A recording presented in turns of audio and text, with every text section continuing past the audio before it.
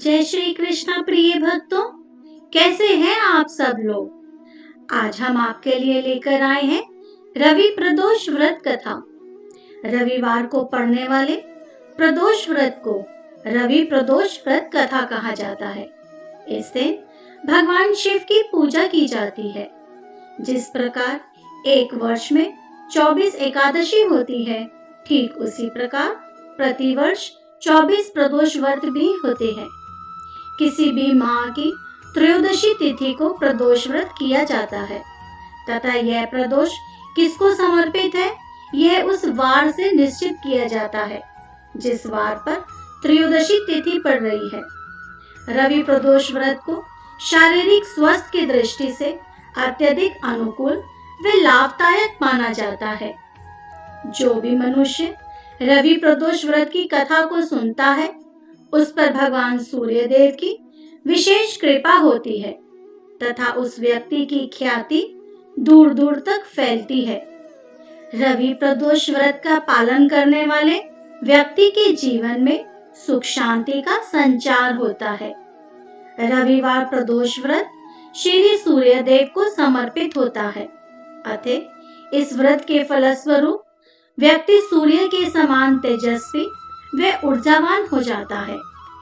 यदि आपकी कुंडली में सूर्य की अंतर्दशा या महादशा चल रही है, तो रविवार प्रदोष व्रत का नियमित पालन करने से आप नकारात्मक परिणाम से बच सकते हैं। सूर्य देव समस्त ग्रहों में एक विशिष्ट स्थान है। अतः रवि प्रदोष व्रत के प्रभाव से समाज में व्यक्ति का मान सम्मान बढ़ता जाता है।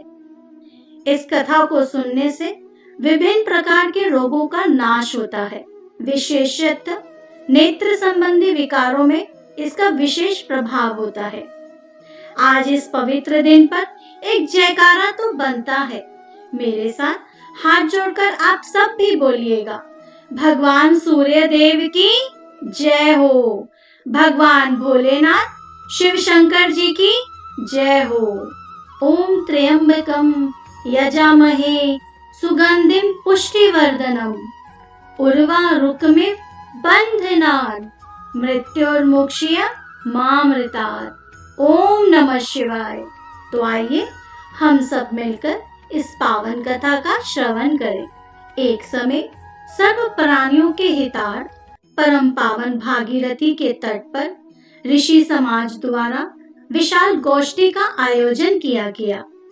इस सभा में व्यास जी के परम शिष्य पुराण वेता सूत जी महाराज हरि कीर्तन करते हुए पधारे।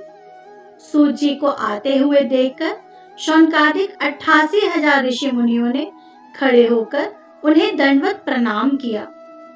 महाज्ञानी सूत जी ने भक्ति भाव से ऋषियों को हृदय से लगाया तथा आशीर्वाद दिया। विद्वान ऋषिगण और सब शिष्य आसनों पर विराजमान हो गए।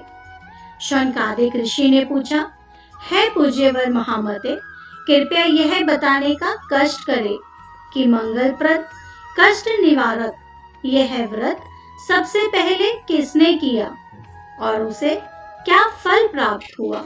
श्री सूत जी बोले, आप सभी शिव के परम भक्त हैं। आपकी भक्ति को देखकर मैं व्रती मनुष्य की कथा कहता हूँ। ध्यान से सुनो।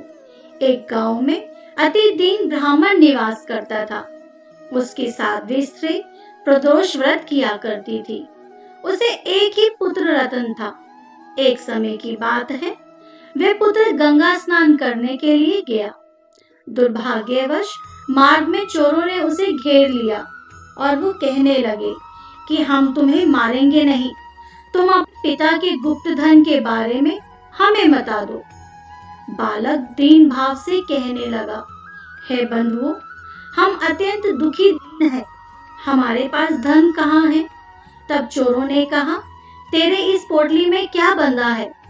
बालक ने निसंकोच कहा कि मेरी माँ ने मेरे लिए रोटियां दी है।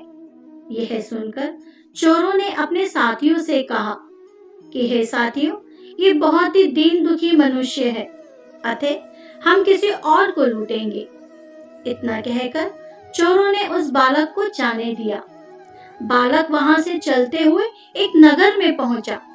नगर के पास एक बरगद का पेड़ था। वह बालक उसी बरगद के वृक्ष की छाया में सो गया।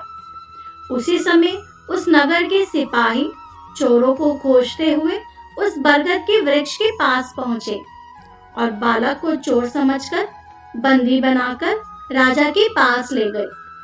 राजा ने उसे कारावास में बंद करने का आदेश दिया। ब्राह्मणी का लड़का जब घर नहीं लौटा तब उसे अपने पुत्र की बड़ी चिंता हुई। अगले दिन प्रदोष व्रत था। ब्राह्मणी ने प्रदोष व्रत किया और भगवान शंकर से मन ही मन अपने पुत्र की कुशलता की प्रार्थना करने लगी। भगवान शंकर ने उस ब्राह्मणी की प्रार्थना स्वीकार कर ली। उसी रात भगवान शंकर ने उस राजा को स्वप्न में आदेश दिया कि वह बालक चोर नहीं है, उसे प्रातःकाल छोड़ दे, अन्यथा उसका सारा राज्य वैभव नष्ट हो जाएगा। प्रातःकाल राजा ने शिवजी की आज्ञा अनुसार उस बालक को कारावास से मुक्त कर दिया। बालक ने अपनी सारी कहानी राजा को सुनाई। सारा वृतांत सुनकर राजा ने अपने सिपाहियों को आदेश देकर उस बालक के घर भेजा और उसके माता पिता को राज दरबार में बुलाया। उसके माता पिता बहुत ही भयभीत थे। राजा ने उन्हें भयभीत देखकर कहा, आप भयभीत ना होइए, आपका बालक निर्दोष है। राजा ने ब्राह्मण को 5 गांव दान में दिए, जिससे कि वह सुखपूर्वक अपना जीवन व्यतीत कर सके। भगवान शिव की कृपा से ब्राह्मण परिवार आनंद से रहने लगा। अतः जो भी मनुष्य रवि प्रदोष व्रत करता है वह प्रसन्न व निरोग होकर अपना पूर्ण जीवन व्यतीत करता है। और इसी के साथ आज की कथा समाप्त होती है। तो आइए मेरे साथ हाथ जोड़कर आप सब भी प्रार्थना करें कि हे महाप्रभु भगवान शिव, जैसे आपकी कृपा उस ब्राह्मण परिवार पर हुई उसी प्रकार हम सब पर भी करना। हम सबके भी सभी कष्टों को दूर करना।